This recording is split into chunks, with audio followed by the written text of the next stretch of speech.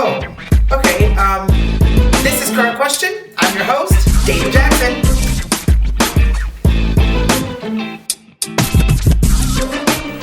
This episode focuses on criminal justice reform, specifically recidivism.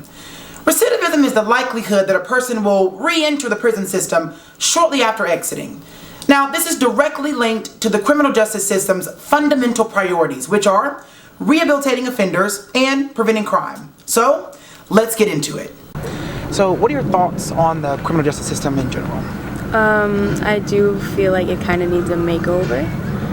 Recently, in one of my lectures, I learned about the prison industrial complex. So, just thinking about how it's just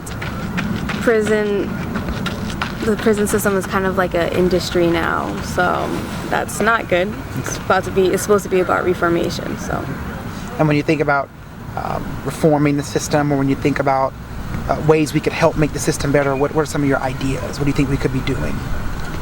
I think one good way is I know that a lot of states have now decriminalized marijuana. So one thing we could do is try to get those who are in prison for marijuana out and get rid of minimum charges, because a lot of states do have, they have to have, for I think certain charges, they're supposed to have like a minimum, they're supposed to mandatory sentence. Minimum. Yeah, mandatory minimum sentencing. So I think they need to get rid of that, because I feel like it's way too long for like minor charges.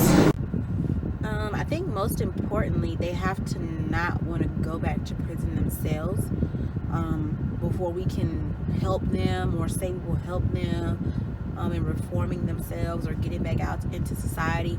Second, when they do make an effort and show that, hey, I don't want to go back down that road, don't turn them away because of their past, because they have this or that on their criminal history.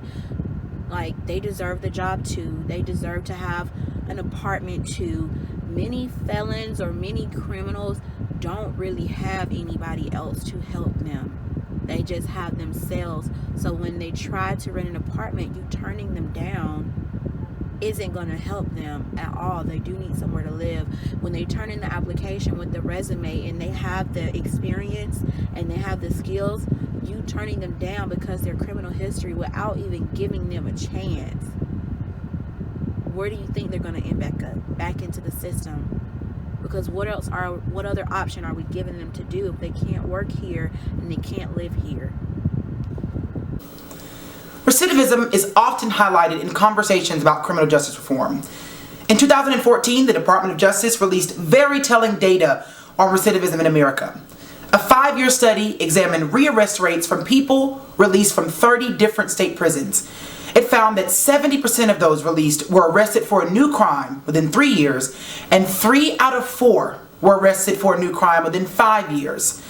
There are a number of factors that lead to a person's return to criminal behavior and re-entering the prison system. Barriers in employment, housing, healthcare, and other areas really complicate a person's ability to successfully re-enter society.